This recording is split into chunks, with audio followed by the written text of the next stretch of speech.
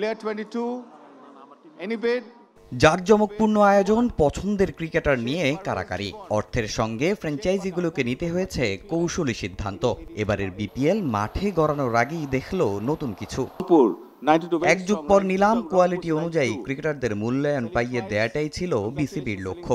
এই বিপিএলটা অকশন যাওয়ার একটা কারণ হচ্ছে যে আমরা যে খেলোয়াড়দের যে অ্যাকচুয়াল যে তাদের যে প্রাপ্য রিওয়ার্ড সেটা যেন তারা পায়। এর পরপরই আমাদের ICC T20 ওয়ার্ল্ড কাপ হচ্ছে, তো সব কিছু মিলিয়ে এখানে হাই পারফর্মিং বলেন, এখানে পারফরমেন্সের জায়গাটা বলেন, তার থেকে বড় হচ্ছে যে একটা দীর্ঘ সময়ের জন্য ফ্র্যাঞ্চাইজিগুলোকে দেওয়া। তবে নির্বাচিত হওয়ার কদিনের মাথায় বিপিএল করার ভাবনাটা ছিল এই বোর্ডের সাহসী সিদ্ধান্ত। তার উপর ফ্র্যাঞ্চাইজিগুলো থেকে ব্যাংক গ্যারান্টি নেওয়া ছিল আরও বড় চ্যালেঞ্জ। সবকিছু সামলে প্রথম ধাপ সম্পন্ন করেছে গভর্নিং কাউন্সিল। ব্যাংক গ্যারান্টির অর্থ দিয়েছে নোয়াখালীও, ফিক্সিং বন্ধেও নেওয়া হয়েছে কঠোর ব্যবস্থা। আমাদের অবজেক্টিভটা কি ছিল? অবজেক্টিভটা ছিল যে এই পুরো গেমে যেন কোনো প্লেয়ার টাকা পায় না এরকম না হয়, কোনো লজিস্টিক্সের লোক টাকা না পায়, কোনো মিডিয়া ম্যানেজার টাকা না পায়, এরকম যেন না হয়। আমরা যেই পরিমাণ টাকা পেয়েছি এই পরিমাণ টাকাতে আমরা সিকিউর আছি। যদি ফাইন্যান্সিয়াল ইন্টিগ্রিটি এবং গেম ইন্টিগ্রিটিতে কোনো প্রবলেম হয়, যে কোনো সময় টিম বাদ পড়ে যাবে।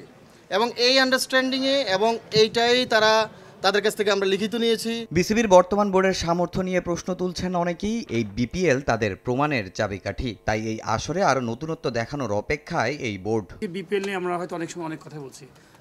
থিঙ্ক অ্যাবাউট ব্যাক, যে আপনারা পিছনে যে দেখেন যে বিপিএল এর অবস্থানটা কোথায় ছিল, সেই জায়গা থেকে আমরা বিপিএলটাকে কোথায় আস্তে আস্তে নিয়ে যাচ্ছে।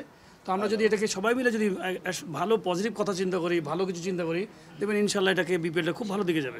আগামী 26 ডিসেম্বর থেকে শুরু হবে বিপিএল এর 12তম আসর।